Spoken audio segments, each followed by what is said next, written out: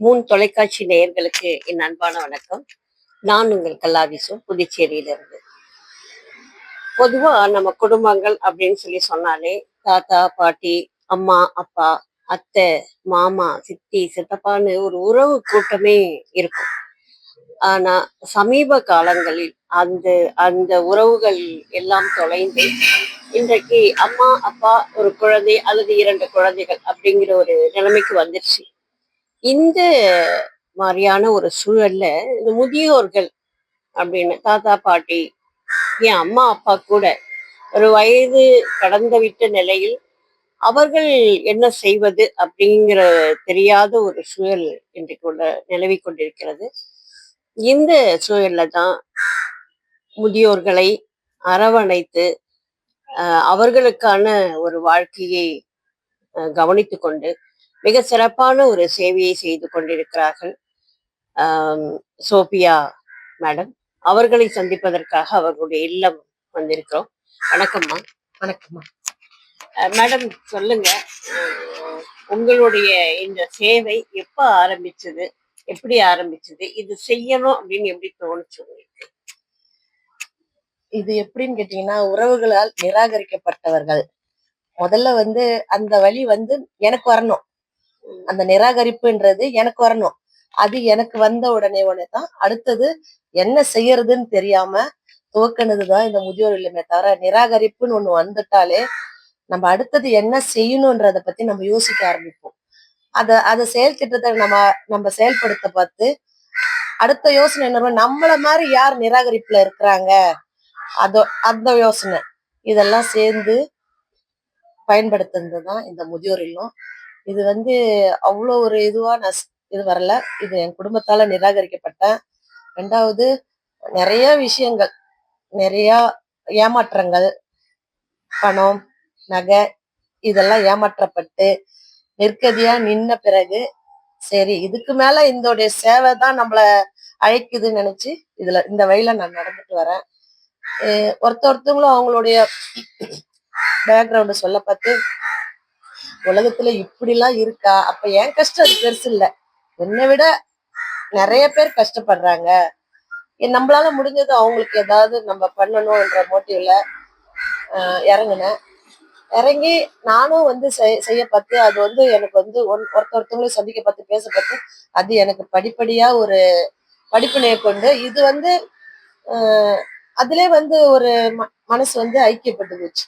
நம்ம அதுக்கப்புறம் உறவுகள் அதனோட இழப்பீடுகள் நிறையா. இந்த ஒரு முதியோர் இல்லம் ஆரம்பிச்சது கொஞ்சம் நெஞ்ச வலியும் வேதனையும் நிறைஞ்ச ஒரு இடம்தான். நம்ம வெளியில சொல்லிக்கலாம் முதியோர் இல்லம்னு சொல்றோம். நிறைய வழிகளை கடந்துதான் இந்த இல்லத்தை நான் ரன் பண்ணிட்டு வரேன்.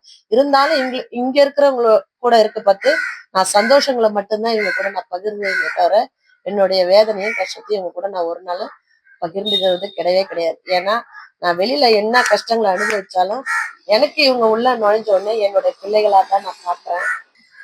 நீங்க சொன்னீங்க மேம், வலிகளையும் வேதனைகளையும் கடந்துதான் இந்த இல்லத்தை நான் தொடர்ந்திருக்கேன் அப்படின்னு சொல்லிட்டு. அது எல்லாருடைய வாழ்க்கையிலும் இருக்கு மேம். என்னன்னா கூட பிறந்தவங்களே ஏமாத்துறது, அம்மா அப்பாவை ஏமாத்துறது, இது மாதிரி நிறைய வேதனைகளை கொடுத்து கொண்டுதான் இருக்கிறார்கள். அதையெல்லாம் தாங்கிக்கிட்டு ஏதோ ஒரு சூழல்ல அப்படியே போய்கிட்டு இருக்கிறோம். ஆனா நீங்க தைரியமா வெளியில வந்ததோட இல்லாம பலருக்கு நீங்க வாழ்க்கை கொடுத்துட்டு இருக்கீங்க. அது ஒரு பெரிய சிறப்பான விஷயம்.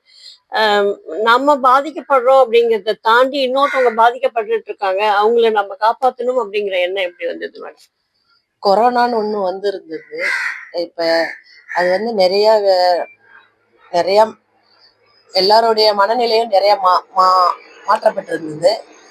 அப்ப எவ்வளவுதான் நம்ம சேர்த்து வச்சிருந்தாலும் அந்த கொரோனா பார்த்து ஒரு பெண் தன் கணவனை இழக்கிறாங்க. அந்த கணவனை இழந்த பார்த்து அதை தொட்டு கூட அழுவுறதுக்கு அவங்களுக்கு அங்க உரிமை இல்லாம போயிடுச்சு. அப்ப எங்க ஊர்ல அவங்க தனிமரமா தான் உட்காந்துருந்தாங்க. நாங்க கூட போய் அதை அவங்கள தொட்டு அழுவ கூட எங்க ஊர்ல அனுமதி கொடுக்கல. அப்படியே மூட்டையை கட்டி அப்படியே போயிடுச்சு. அப்ப யோசிக்கிறோம், இப்ப நம்ம பிறக்கிறோம், போறப்ப ஒண்ணும் கொண்டு போறல, நம்ம எதிர்பார்க்கறதே நம்ம பக்கத்துல இருந்து நம்ம கணவனையே ஒரு கிட்ட பக்கம். அப்ப வாழ்க்கைன்றது ஒண்ணுமே இல்லைன்ற மாதிரி ஆயிடுச்சுல்ல. அதனால அதெல்லாம் யோசிக்க பார்த்து அந்த எண்ணங்கள் தன்னாலே வந்து போச்சு. அதுல எந்த மாற்றமும் இல்லை. நீங்க சொன்னது ரொம்பவே சரி மேம். அதுவும் இந்த கொரோனா காலத்துல வந்து நடந்த கொடுமைகள்லாம் வந்து ரொம்பவே என்ன சொல்றது, எல்லோருடைய மனசையும் பாதிச்சது. அடுத்து என்ன நடக்கும்? நம்ம பக்கத்து வீட்ல உள்ளவங்க செத்தா கூட நம்மளால போக முடியாது. நீங்க சொன்ன மாரி, நம்ம வீட்ல யாராவது இறந்தா கூட நம்ம கண்ணுல கூட காட்டாம நேரா சுடுகாட்டுக்குலாம் அழைச்சிட்டு போன கொடுமைகள்லாம் நடந்தது. ஆனா, அப்ப வந்து அ உலகமே வந்து ஏதோ ரொம்ப மாறிட்ட மாரி தோணுச்சு. எல்லாரும் அவ்வளவு மனித நேயத்தோட, அவ்வளவு இதுவா யோசிச்சாங்க. சரி அப்பா சிறப்பா இருக்கு போல இருக்கே இனிமே அப்படின்னு நினைச்சோம். ஆனா, அந்த காலம் முடிந்த உடனே மனிதன் தன்னுடைய குணத்தை மறுபடியும் காட்ட ஆரம்பிச்சுட்டான். போகும்போது எதையும் எடுத்துட்டு போறதில்லன்னு எல்லாருக்குமே தெரியும். ஆனா, தன்னுடைய 7 சந்ததி வாழணும் அப்படிங்கிற அளவுக்கு கூட பிறந்தவங்கள ஏமாத்தி, அம்மா அப்பாவை ஏமாத்தி, இப்படித்தான் இன்றைக்கும் சமூகம் வாழ்ந்து கொண்டிருக்கிறது. இந்த சமூகத்துல தான் நாமும் வாழ வேண்டியிருக்கு அப்படிங்கிறது தான் மிகப்பெரிய ஒரு கொடுமை. ஆஹ் அதுல நம்மள மாதிரியான கொஞ்சம் தடுமாற்றம் உள்ள மனம் இருக்கு பாருங்க. அது ரொம்ப ஏங்கி தவிச்சு அந்த மாதிரி இருக்கும். அப்பேற்பட்ட ஒரு உள்ளத்தோட நீங்க இருந்ததுனாலதான் வீதியில் வசிக்கின்ற ஆஹ் முதியோர்களை பார்த்ததும் உங்களுக்கு ஒரு அன்பு வந்திருக்கு அப்படின்னு நான் நினைக்கிறேன். அந்த அன்பின் மிகுதியில நீங்க எப்படி மேடம் உங்களுக்கு வந்து நீங்க அவங்கள நேரடியா உங்க வீட்டுக்கு கூட்டிட்டு வந்துட முடியுமா? இல்ல காவல்துறையில போய் ஏதாவது பதிவு செய்யணுமா? இது எப்படி இதெல்லாம் செய்றீங்க?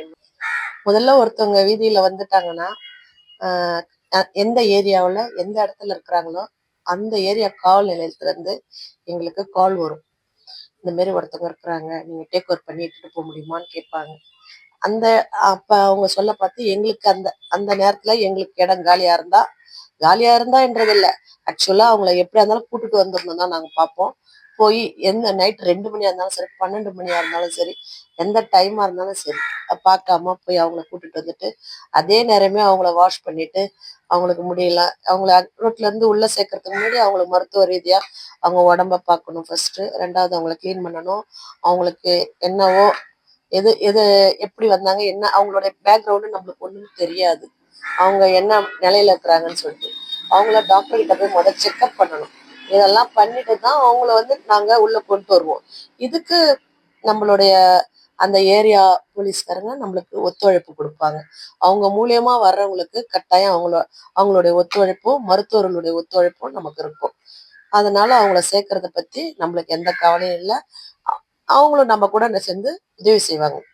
அதுவும் இன்னொரு என்னன்னா, சமூக ஆர்வலருங்க இருக்கிறாங்க இங்க, சோசியல் ஒர்க்கர்லாம் இருக்காங்களே, அவங்களும் யாராவது, நான் முக்கால்வாசி லேடிஸ் தான் நான் எடுக்கிறது, ஜென்ஸு நம்ம எடுக்கிறது கிடையாது. அந்த லேடிஸ் தான். இப்ப ஒரு ஜென்ஸு கூட ஒண்ணு துணி இல்லாம இருந்தா ஒன்றும் பிரச்சனை இல்லை.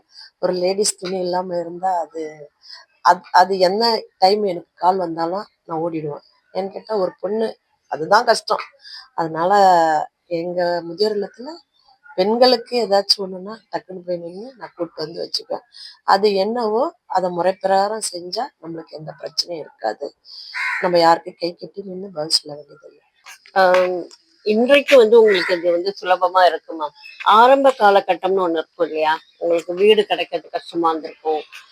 வந்து ஒருத்தவங்களை அழைச்சிட்டு வரணும்னு நீங்க நினைப்பீங்க. ஆனா வந்து அதுக்கு சூழல் வந்து ஒத்து வராது. என்ன செய்யறது எப்படி அப்படிங்கிற ஒரு தவிப்பு நமக்கு இருந்துகிட்டே இருக்கும். இந்த மாதிரியான ஒரு சூழலை கடந்து தான் நீங்க வந்திருப்பீங்க. அதை எப்படி நீங்க கடந்தீங்க? சூழல்லாம் ஒண்ணும் இருக்காது. எப்படின்னு கேட்டீங்கன்னா, நம்ம இந்த மாதிரி பொது சேவைன்னு செய்ய செய்ய வர பார்த்து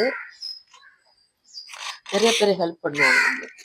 அதை நம்ம அது ஒரு கஷ்டமா எடுத்துக்க முடியாது. எப்படின்னு கேட்டீங்கன்னா, நம்ம ஒருத்தவங்களை கூட்டு வர பத்தி ஒரு சிலருங்க நம்மள மீறிய வெளில இருக்கிறவங்க நம்மள தூக்குறதுக்கு வருவாங்க.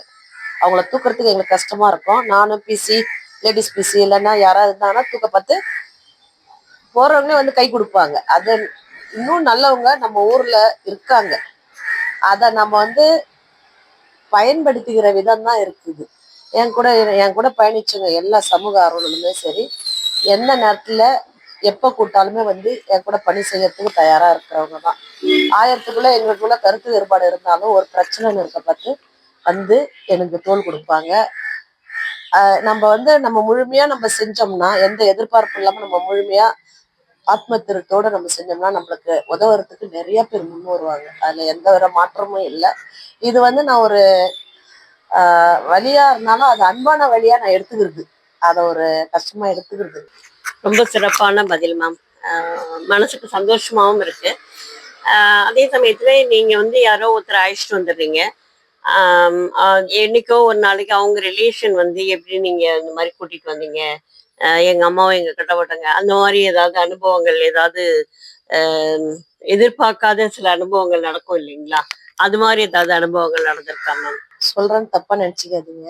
நம்மளுக்கு கொஞ்சம் வயசு ஆயிட்டாலே வீட்டுல இருக்கிறவங்க, நம்ம வீட்டுல இருக்கிறவங்கள நம்மள ஒதுக்கி வச்சுதான் வைப்பாங்க.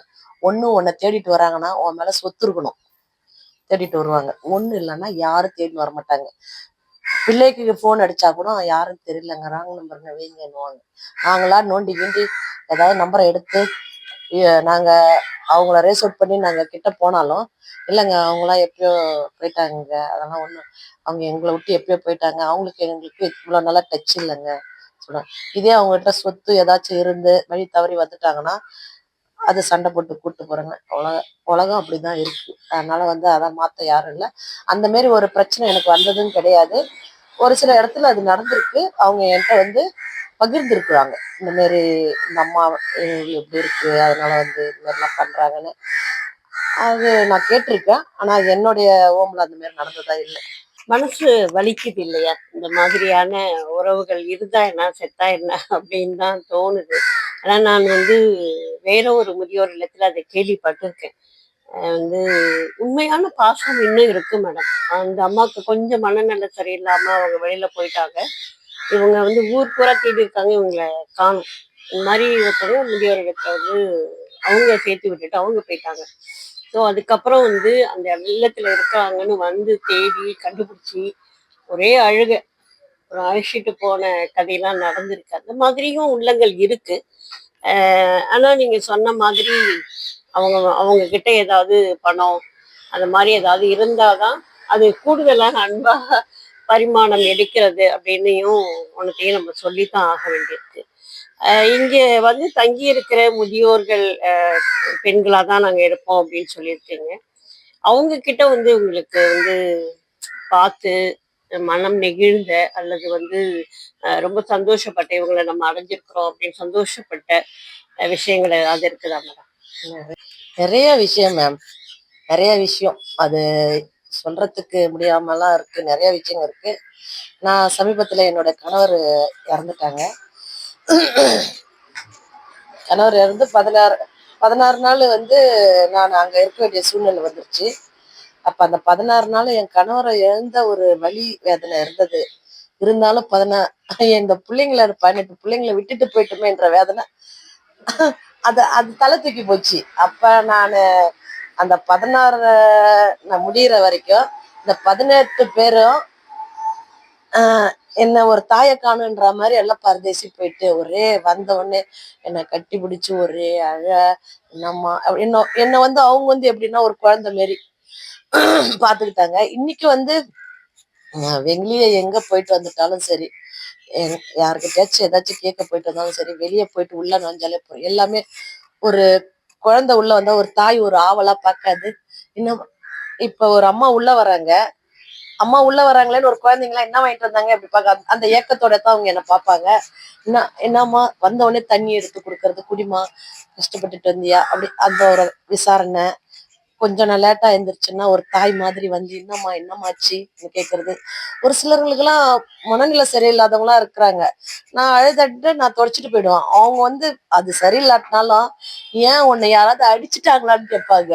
ஏன்னா என் கண்ணுல இருந்து வர தண்ணியை பார்த்துட்டு அவங்களுக்கு என்ன கேட்கணுன்னே தெரியாது. அப்பா அந்த நேரம் அவங்க எனக்கு குழந்தை மாதிரி தெரிவாங்க. இதெல்லாம் வந்து நிறைய விஷயங்கள். அவங்களாம் ஒன்றும் தெரியல, ஒன்றும் புரியலன்னா நம்ம சொல்றோம். ஆனா அந்த உணர்வுகள்ன்றது வந்து அதான் சொல்ல, இந்த பாசத்தெல்லாம் விட்டு ஒரு பிணைப்பான பாசத்தெல்லாம் விட்டு எப்படி இவங்க எல்லாம் இருக்கிறாங்கன்னே தெரியல. ஆனா எனக்கு இவங்க மேல அளவுக்கு அதிகமான பிரியம். யாருக்கு ஒருத்தவங்களுக்கு ஏதாச்சும் ஒண்ணு ஆனாலும் எனக்கு அது மைண்ட்ல அதுவே தான் ஓடிட்டு இருக்கும். என்னாச்சு, இவங்களுக்கு கால் வீங்கிச்சா என்னாச்சு, இவங்களுக்கு இது இப்படி பண்ணாங்களே என்னாச்சு, அப்படிதான் தோண்டிட்டு இருக்கு. வெளியே போனாலும் இவங்களுக்கு இது வாங்கலாம், அவங்களுக்கு அது வாங்கலாம், அவங்களுக்கு என்னாச்சு, இவங்களுக்கு என்னாச்சு, அப்படி அது ஒரு பிணைப்பா மாறி போச்சு. அது எப்படி இப்படி இந்த அளவுக்கு நானே மாறினேன்னு நானே ஒரு சில சமயம் யோசிச்சுக்குவேன். நிறைய விஷயங்கள் இவங்கெல்லாம் எப்படின்னு சொல்றதுன்னா, எனக்கு கிடைச்ச முதியோர்கள் அனைவருமே என்னுடைய முத்துக்கள் போல. என்கிட்ட பழக 1 மாசம் 2 மாசம் ஆகும். ஆனா பழகிட்டாங்கன்னு வச்சுங்களேன், எனக்கு அவங்க ஒரு கோல்டு மாரி தான் தெரிகிறாங்க. அதுல எந்த மாற்றமும் இல்லை. ஒரு சில சின்ன சலசலப்பு இருக்கும், அது எல்லா இடத்துலயும் இருக்கிறதானே. இருந்தாலும் அவங்க யூரின் பண்ணிட்டாலும் சரி, வெளியே போயிட்டாலும் சரி, என் பிள்ளைங்க அப்படி செஞ்சுட்டா என்ன பண்ணுவோம், நான் விட்டு அப்படி அந்த மாதிரிதான் நினைச்சு என் பிள்ளைங்களாம் நினைச்சு நான் பார்த்தேன். நீங்க சொன்னீங்க அது மாதிரி வெளியில எங்க போனாலும் ஒரு அம்மா மாதிரி நான் என் பிள்ளைங்களுக்கு என்ன வாங்கிட்டு வரலாம் அப்படின்னு தான் நான் யோசிப்பேன் அப்படின்னு நீங்க சொன்னீங்க. அது மாதிரி பார்த்து பார்த்து வளர்த்த பிள்ளைங்க தான் இன்னைக்கு அவங்கள வெளியில அனுப்பியிருக்காங்க அப்படின்னு நினைக்கும் போது, நாளைக்கு நம்ம சூழல்லாம் என்ன ஆகும்? இத மாதிரி வெளியில விரட்டுனவங்களுடைய வாழ்க்கை எப்படி இருக்கும்? ஏன்னா ஒரு கண்ணீர் இருக்கு பாருங்க, அதுவும் பெத்தவங்களோட கண்ணீர். அது சாதாரணமா நிலத்துல விழுந்ததுன்னா அது சாதாரணமானது அல்ல. அது அவங்களுக்கு இன்னைக்கு புரியல. நிச்சயமா எதிர்காலம் அவங்களுக்கு காட்டும் அப்படின்னு நான் நினைக்கிறேன். இங்க உடல் நலத்தோட அல்லது உடல் நலம் சரியில்லாம அவங்க நீங்க எப்படி டேக் ஓவர் பண்ணி எப்படி காப்பாத்துனீங்க? அல்லது வேற மாதிரியான விஷயங்கள் ஏதாவது நடந்திருக்கும் இல்லைங்களா? ஒரு இறப்பு. ஸோ அது மாதிரி அந்த சமயத்துல நீங்க எப்படி அவங்கள டீல் பண்ணீங்கன்னு இது நிஜமாலுமே இந்த கேள்வி ரொம்ப பரிச்சயமான கேள்விதான். எப்படின்னு கேட்டீங்கன்னா, ஒரு ஒரு வீட்டுல ஒரு அம்மாவுக்கு கேன்சர் போச்சு. வீட்டுல இருக்கிறவங்க எல்லாருமே அவங்களுக்கான தெரியும், இவங்களுக்கு கேன்சர் இருக்குன்னு தெரியும். வீட்டுல இருக்கிறவங்களுக்கு எல்லாருக்குமே தெரியும். ஆனா இவங்களை இட்டுட்டு நைஸா இட்டுட்டு ஹோம்ல சேர்த்துங்கம்மா, யாரும் இல்லம்மா. ஆனா அவங்க தான் ரிலேஷனு. அவங்க மேல நிறைய சொத்துக்கள் இருக்கு, பேர் குறிப்பிட விரும்பல. அவங்க இட்டுட்டு விட்டுட்டாங்க. ஒரு 2-3 மாசம் அவங்க இருந்தாங்க. அதுக்கப்புறம் பார்த்தா 3வது மாசம் ஒரு நாள் நைட்டு ஃபுல்லா ரத்த வாந்தியாவே எடுத்துட்டு இருந்தாங்க. நைட் விடிய விடிய அவங்க என் கையை விடவே இல்லை. விடிய விடிய அவங்க எடுக்கிறது, நான் ஊத்துறது, அவங்க எடுக்கிறது, நான் ஊத்துறது, விடியற வரைக்கும் எனக்கு கருப்பு கருப்பா எடுக்கிறாங்க. இதோட இந்த அனுபவம் எங்க அப்பாவுக்கு நான் பார்த்துருக்கேன். எங்க அப்பா பிளட் கேன்சரால தான் இறந்தாங்க. எங்க அப்பாவுக்கு நான் பார்த்தது எனக்கு அப்ப ஞாபகம் வந்துச்சு. அதே டைம் அவங்களுக்கு நான் ஃபோன் அடிச்சு கேட்டேன், எங்க இவங்களுக்கு கேன்சர், பிளட் கேன்சர் இருக்கா? அதெல்லாம் ஒண்ணும் இல்லை. இல்லைங்க, நீங்க எதுக்கும் அவங்களோட ரிப்போர்ட் எடுத்துட்டு வாங்கன்னா, ஆமா இப்பதான் ஆரம்ப ஸ்டேஜ்ன்னு தான் என்கிட்ட சொன்னாங்க. இல்ல, இவங்களுக்கு முத்தி போயிருக்கு, நீ உங்களுக்கு எல்லாருமே எல்லாம் தெரிஞ்சிருக்கு, நீங்க இட்டுன்னு சேர்த்துக்கிறீங்களே தேவலாமா, கடைசி நேரமாவது உங்க கூட வச்சிருக்கிறது இல்லையா? இல்லைங்க, குழந்தைங்களாம் வீட்டுல இருக்குன்னாங்க. ஐயோ சரின்னுட்டு விடிய விடிய ஊத்திட்டு ஒரு 5:30 6 நானும் தண்ணி பால் ஊத்திட்டு அவங்க அப்படியே என் கையை பிடிச்சவங்களாவே இருக்கிறாங்க. விடிய விடிய கண்ணு முடிச்சுட்டு அப்பதான் கையை விட்டுட்டு பாட்டி குளிச்சுட்டு வந்துடுறேன்னு சொல்லிட்டு ஒரு 7:30 மணிக்கு உள்ள போயிட்டு வெளியே வரத்துக்குள்ள அவங்க அப்படியே டெத் ஆயிட்டாங்க. 8 மணிக்கு மேல அவங்களுக்கு கால் பண்ணி இதெல்லாம் ஒரு நோய் வந்துடுச்சுன்னு வச்சுங்களா, அவங்க கடைசி நேரம் அந்த குடும்பத்து கூட இருந்து அவங்க இறக்கணும் அப்படின்னு நினைக்க மாட்டாங்க. நோய் வந்துச்சுன்னா அவங்க ஏதோ தீண்டத்தகாதவங்க மாரி சொல்லிட்டு அதை நம்மகிட்ட சொல்லாம இட்டு விட்டுருவாங்க. எனக்கு நம்ம வீட்டுல இருந்து ஃபேமிலில இருந்து வராங்கன்னு பார்த்து அவங்க ஃபேமிலியில இருக்கிறவங்க நல்லா தான் இருப்பாங்கன்னு நினைச்சுதான் நம்ம சேர்த்துக்கணும். ஸ்ட்ரீட் பீப்புளை தான் செக் பண்ணுவேன். ஃபேமிலில இருந்து வராங்கன்னா அவங்க நல்லா இருப்பாங்க, வீட்டுல இருக்கிறவங்க தானே, யாரும் இல்லைன்னு சொல்லிட்டு இட்டு விடுறாங்களேன்னு சொல்லிட்டு நம்ம ஹேண்ட் அவுட் பண்றோம். அப்புறமேட்டா தான் அவங்களே நம்மள ஏமாத்துறாங்கன்றத அது ரெண்டு ரெண்டு 3 பேஷண்ட்டை நான் தெரிஞ்சுக்கிட்டேன் அந்த விஷயத்த. இதே மாதிரி கேன்சராலே ரெண்டு 3 பேஷண்ட் விட்டுட்டு அப்படியே போயிருக்காங்க. விடிய விடிய நான் அவங்களுக்கு சிஸ்டரை பண்ணி விடிஞ்சு என் கையை பிடிச்சி உயிர் விட்டவங்களே நிறைய பேர் இருக்கிறாங்க. இதுவும் நடக்குதுதான் நாட்டுல. அதனால நம்ம என்ன பண்ண முடியும்? அதெல்லாம் ஒண்ணும் பண்ண முடியாது. அந்த மாதிரியான சூழல்ல நமக்கு மேம் இப்போ ஒரு வீட்டுல ஒரு மரணம் அப்படின்னு சொன்னாக்கா அவங்களுக்கான இடுகாடு இருக்கும். அவங்கள அங்க கொண்டுட்டு போயிடுவாங்க. இப்ப நீங்க அந்த மாதிரி திடீர்னு ஒருத்தவங்க இறந்துட்டாங்க அப்படின்னு சொன்னாக்கா எங்க தகனம் பண்ணுவீங்க மேம் அவங்கள எல்லாம்? செல்லம்மான்னு ஒரு பாட்டி இருந்தாங்க. அவங்க இப்ப பாண்டிச்சேரி அந்த காமாட்சி ஹோட்டல் எதிர்க்க இருந்து நாங்க அவங்கள டேக் ஓவர் பண்ணி எடுத்துட்டு வந்தோம். எடுத்துட்டு அவங்கள நான் தான் வச்சு ஒரு 2 வருஷம் வச்சு நான் பார்த்துட்டு இருந்தேன். அதுக்கப்புறம் உடல்நிலை சரியில்லாம போய் படுத்த படிக்க ஆனாங்க. கதிர்காம் ஹாஸ்பிட்டல் எடுத்துட்டு போய் சேர்த்தேன். 5 நாள் அந்த கதிர்காம் ஹாஸ்பிட்டல்ல நைட்டு கண்ணு மூச்சிட்டு நான் தான் நைட்டுக்கும் பகலுக்கும் நானே இருந்துட்டு இருந்தேன். அவங்களுக்கு உள்ள போயிட்டு வர்றது, அவருக்கு அவங்க உயிர் விடுற வரைக்கும் அவங்கள நான் கூட்டு வர பார்த்து ஸ்டேஷன்ல இருந்து லெட்டர் வாங்கி தான் இட்டுட்டு வந்தேன். அப்போ அவங்க டெத் ஆயிட்டாங்க. டெத் ஆயிட்டோடனே நாங்க அந்த அந்த டாக்டர்கிட்ட கேட்டோம், இவங்க வந்து ஹோம்ல இருந்து தான் வந்திருக்காங்க சார், இந்த மாரி இவங்க பாடி வந்து நீங்க இங்கே நீங்க அடக்கம் பண்ணி இருக்கிறீங்களா, இல்ல நான் எடுத்துட்டு போயிடுவான்னு கேட்டோன்னே, அவங்க அந்த படிப்புக்காக எங்களுக்கு தேவைப்படுதுன்னு சொன்னோடனே நாங்களே ஸ்டேஷன்ல போய் ரெட்டியார்பள்ளி ஸ்டேஷன்ல இருந்து அவங்களுக்கு ஒரு லெட்டர் வாங்கிட்டு வந்து நாங்க கொடுத்து அவங்க பாடியை வந்து நாங்க காலேஜுக்கே நான் டொனேஷன் பண்ணிட்டு அதை எழுதி கொடுத்துட்டு வந்துடுவோம். அதுதான் வழி. இதுதான் பண்ணாதான் சரியா இருக்கும். அப்ப அவங்களுக்கும் அது படிப்புக்கு அவங்களுடைய இது உதவுது. ரெண்டாவது ஏதோ அவங்க இறந்துட்டா கூட ஒரு யூஸ் ஆகுது இல்லை, அவங்களோட உடல் பயன்படுறது என்ன பார்த்து சந்தோஷமா இருக்கு. இருந்தாலும் இதுவும் எங்களுக்கு மனவேதனையை தான் அளிக்குது. என்ன பண்ணுவோம்? வாழும்போது பிள்ளைங்களுக்கு தான் உதவியா இருக்க முடியல.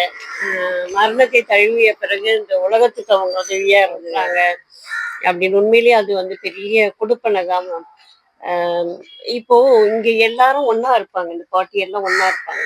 திடீர்னு ஒரு பாட்டி இறந்துடுறாங்க அப்படின்னா அடுத்தவங்களுடைய மனநிலைமையெல்லாம் ரொம்பவே ஒரு பயந்துருவாங்க இல்லையா? அவங்க பயந்துருவாங்க.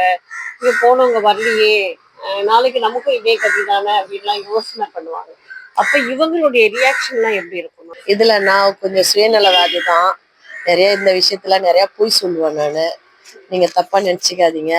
நான் ஆஸ்பத்திரிக்கு கூட்டு போறேன்ல, கூட்டிட்டு போயிட்டு வந்த உடனே தினந்தோறும் கேட்பாங்க எல்லாரும், செல்லம்மா பாட்டி என்னானாங்க, அந்த பாட்டி என்னானாங்க, இந்த பாட்டி என்னானாங்கன்னு கேட்பாங்க என்கிட்ட. செல்லம்மா பாட்டி 5 நாளா ஹாஸ்பிட்டல்ல வச்சிருந்தோம். அவங்க என்ன பண்ணாங்க, அவங்க வீட்டுல இருந்து வந்தாங்க, அவங்க வீட்டுக்கு நான் அனுப்பிட்டேன். அவங்க நல்லா இப்ப நடக்கிறாங்க, இப்படிதான் சொல்லுவேனே தவிர அவங்கள அந்த பயம்ன்ற ஃபீலுக்கு நான் இட்டுட்டு போக மாட்டேன். இறந்துட்டாங்கன்ற ஃபீலுக்கும் சுத்தி இருக்கிறவங்கள விட்டுட்டு போக மாட்டேன். இப்ப யாராவது இறந்துட்டா கூட நான் அந்த சுத்தி இருக்கிற பாட்டிங்கிட்ட சொல்லவே மாட்டேன். ஏன்னு கேட்டா அவங்களுக்கு அது ஒரு பயம் மாரி வந்துடும் சொல்லிட்டு நாம அமைதியா இருந்து, உடையவங்க இருந்தாங்கன்னா உடையவங்களுக்கு நான் கால் பண்ணிட்டு அமைதியா இருந்தேன். எல்லாம் கேட்பாங்க, என்ன என்ன என்னன்னுவாங்க. ஒன்றும் இல்லை, சும்மா உடம்பு சரியில்லை அதான் இட்டுட்டு போறாங்க சொல்லிட்டு. ஏன்னா அந்த மாதிரிதான் இப்ப இது வரைக்கும் நாங்க பண்ணிட்டு இருக்கிறோம். இவங்க செத்துட்டாங்க அவங்க செத்துட்டாங்கன்னு சொல்லிட்டு அவங்களுடைய சந்தோஷமான வாழ்க்கைய நான் அத பாதிக்க நான் விரும்பல. இருக்கிறவங்க சந்தோஷமா இருக்கிற காலம் சந்தோஷமா இருக்கணும்னு பார்த்து அந்த விஷயத்த அவங்ககிட்ட சொல்லி அவங்கள கஷ்டப்படுத்த விரும்ப மாட்டேன். இந்த விஷயத்துல நான் நிறைய போய் சொல்லியிருக்கேன். பொய்மையும் வாய்மை எடுத்து அப்படின்னு சொல்லி திருவள்ளுவரே சொல்லியிருக்காரு மேடம். நீங்க இந்த பொய்யெல்லாம் வந்து ரொம்ப அழகான பொய்கள். ஏன்னா ஒரு ஒரு வயதான காலத்துல எல்லாருக்குமே அந்த மரண பீதி அப்படிங்கிறது வந்து இயல்பாவே வந்துடும். அதுவும் பக்கத்தாப்புல ஒருத்தவங்க சாவறாங்க, தெரு கோடியில ஒருத்தவங்க செத்தா கூட நமக்கு கவலை ஆயிடும். என்னடா அது, நேத்தி பார்த்தோம் இன்னைக்கு காணோம் அவரை, நாளைக்கு நம்ம என்ன கதியாகும் அப்படின்லாம் எல்லாருக்குமே அது வந்து இயல்பான. அதுவும் பக்கத்துல இருக்கிறவங்க ஒருத்தவங்களை காணோம் அப்படின்னு சொன்னா நீங்க சொல்லலைன்னா கூட அவங்களுக்கு ஒரு உணர்வு இருக்கும், தெரியும்.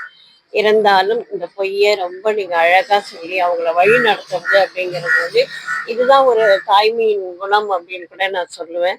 அதற்கு அடுத்ததாக கடைசி கேள்வியாக இந்த இல்லத்தினுடைய உரிமம் இருக்குது இல்லைங்களா? அது எப்படி வாங்குனீங்க?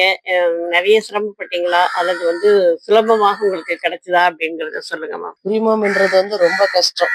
ஏன்னு கேட்டீங்கன்னு வச்சுங்களா, இந்த ஸ்ட்ரீட் பீப்புள் இட்டுன்னு வந்து வைக்கிறோம்ல, அவங்க யாருமே வந்து ஒரு இதுவா இருக்க மாட்டாங்க. ஒருத்தவங்க ஒரு ஒரு மனநிலையில இருப்பாங்க. இட்டுட்டு வந்து கொஞ்ச நாள் வச்சுட்டு உள்ள வச்சுட்டு கத்துவாங்க. அக்கம் பக்கம் பிரச்சனை ஆயிடும். இவங்க கத்துறாங்கன்னு புகார் போகும். இவங்க கத்துறாங்க, இவங்கள வச்சிருக்கவே முடியாது. அப்ப என்ன பார்த்து ஒரு இடத்துக்கு நம்ம போய் அப்ளை பண்ணுவோம். அவங்க ஹவுஸ் ஓனர் பார்ப்பான், ஒரே மாசத்துல 5000 4000 வாடகை ஏத்துவாங்க. ஏத்துனோடனே நம்ம என்ன பண்ணணும், நான் ஸ்டெபிலிட்டி சர்டிபிகேட்டுக்கு நான் வீட்டுக்கு 15,000 கொடுத்து வாங்கினேன். அதுக்கு காசு கொடுத்து வாங்கினேன். எல்லாம் லைசன்ஸ் எடுக்கிறதுக்கு ரெடி பண்ணேன். டக்குன்னு ஊடு மாத்துன்னு சொல்லிட்டேன். நான் என்ன அதான் இதெல்லாம் நான் பண்றேன்னு தெரிஞ்ச உடனே அவங்க ரெண்டை ஏத்துருவாங்க. ரெண்டை ஏத்திட்ட உடனே ஒரு வருஷத்துல 4000 ஏத்துறாங்களே. ஐயோ என்ன பண்றது, லைசன்ஸ் வாங்கணுமாச்சேன்னு பயந்துட்டு இருந்தோம்னா அது வாங்கின இல்ல, ரொம்ப ப்ரெஷர் கொடுப்பாங்க. 4000 ஏத்திட்டு நீங்க கட்டிதான் ஆகணும் அப்படி இப்படி நம்ம செப்பன்னு சொல்லிட்டு அந்த வீட்டை காலி பண்ணோம்னா அதோட பாதி நிக்குது இல்ல, அது அப்படியே நின்றுடும். அதே மாதிரி அடுத்த வீடு மாறுங்க. இது வந்து அப்புறம் திரும்பி ஃபர்ஸ்ட்ல இருந்து ஃபயர் சர்டிபிகேட்ல இருந்து அந்த குடிநீர் சர்டிபிகேட், சுகாதார கார்பரேஷன் சர்டிபிகேட்ல இருந்து திரும்பி எடுக்கிறது, இதே பழப்ப இருந்துட்டே இருந்துச்சு. அப்புறமேட்டா பல நல்ல உள்ளங்கள், நிறைய நல்ல உள்ளங்கள் ஃபயர் சர்வீஸ் ஆஃபீஸ்ல இருந்து என்னுடைய சேவையை பார்த்துட்டு, நீங்க எதுவுமே கஷ்டப்பட தேவையில்ல, அவர் பேரை நான் குறிப்பிட விரும்பல, அம்மா நீங்க செய்யற சேவைக்கு ₹1 காசு கூட செலவு பண்ண தேவையில்லன்னு சொல்லிட்டு எனக்கு ஃபயர் சர்வீஸ் ஆஃபீஸ் லெட்டரை எனக்கு அவரே எல்லாத்தையும் பார்த்து கரெக்டா எடுத்து கொடுத்தாங்க. முனிசிபாலிட்டி சர்டிபிகேட்டும் அதே மாதிரி என்னுடைய சேவையை பார்த்து அவங்களே எனக்கு ரெடி பண்ணி கொடுத்தாங்க. இது இது நான் வந்து நான் இது பண்ண பார்த்து கூட இல்லை, என்னுடைய பழகு நிலையை பார்த்து முனிசிபாலிட்டி சர்டிபிகேட்டும் தீயணைப்புத்துறை சர்டிபிகேட்டும் அவங்களா பார்த்து எனக்கு அவங்களா செஞ்சு கொடுத்ததுதான். இதுக்கப்புறம் தான் நான் லைசன்ஸுக்கு அப்ளை பண்ணவே நான் போறேன். ஏற்கனவே என்னோட லைசன்ஸ் அப்ளை வந்து 1.5 வருஷத்துக்கு முன்னாடியே இருக்காங்க. இந்த 2 சர்டிபிகேட்டு வாங்கி வாங்கி பாதியில நின்னதால நிலுவையில இருக்கு. இப்ப பல நல்ல உள்ளங்கள்லாம் சேர்ந்து அதை ரெடி பண்ணி இவங்க உண்மையாலுமே சேவை செய்யறாங்க, இவங்களுக்கு நம்ம உறுதுணையா இருக்கணும், இவங்களுக்கு நம்ம பக்கபலமா இருக்கணும்னு சொல்லிட்டு எல்லாமே உண்மையால செய்யறவங்களுக்கு நாங்க 10 இதா இருந்தாலும் ஒருத்தவங்கனாச்சும் ஒரு இடத்துல நல்லவங்க இருக்கிறாங்க. அந்த நல்லவங்களோட சப்போர்ட் எனக்கு வாழ்நாள்ல எப்பவுமே என் கூட இருக்கு. அதனால எனக்கு எந்த ஒரு கஷ்டமும் இல்லை, நான் நல்லா இருக்கேன். மகிழ்ச்சி மேடம். நீங்க சொன்னதை கேட்கும்போது உண்மையிலேயே மகிழ்ச்சியா இருந்தது. ஏன்னா மோசமானவர்கள் இருக்கிறாங்க அப்படின்னு நம்ம நினைக்கும் போதே நல்லவர்களும் நிறைய பேர் இருக்கிறாங்க அப்படிங்கிற ஒரு எண்ணமும் நமக்கு கண்டிப்பா வரணும். ஏன்னா எப்பயுமே நெகட்டிவ் அப்படிங்கிறத மட்டும் நினைக்காம நம்ம பாசிட்டிவ் அப்படிங்கிறத நினைச்சுக்கிட்டே நம்மளுடைய வாழ்க்கையை நம்ம கொண்டு போனோம் அப்படின்னு சொன்னா நம்ம ஒரு செயல் செய்ய போனோம் அப்படின்னு நல்ல விஷயம் செய்ய போனோம்னா பிரபஞ்சம் வந்து நல்லவங்களை கொண்டு வந்து நாங்க மட்டும் சேர்க்கும் கண்டிப்பா. பிரபஞ்சம் பண்ற வேலை தான் இவ்வளவு வாழ்க்கையில. அதனால வந்து அந்த மாதிரியான உதவிகள் உங்களுக்கு தொடர்ந்து கிடைத்து கொண்டிருக்க வேண்டும் அப்படின்னு எங்களுடைய மோன் டிவி சார்பாக நாங்க வந்து வேண்டிக்கிறோம். இந்த ஒரு நல்ல ஒரு ஒரு மனித நேயம் மிக்க ஒரு பெண்மணியை சந்திச்சது எங்களுக்கும் ரொம்பவே சந்தோஷம். மகிழ்ச்சி மேடம், ரொம்ப நன்றி.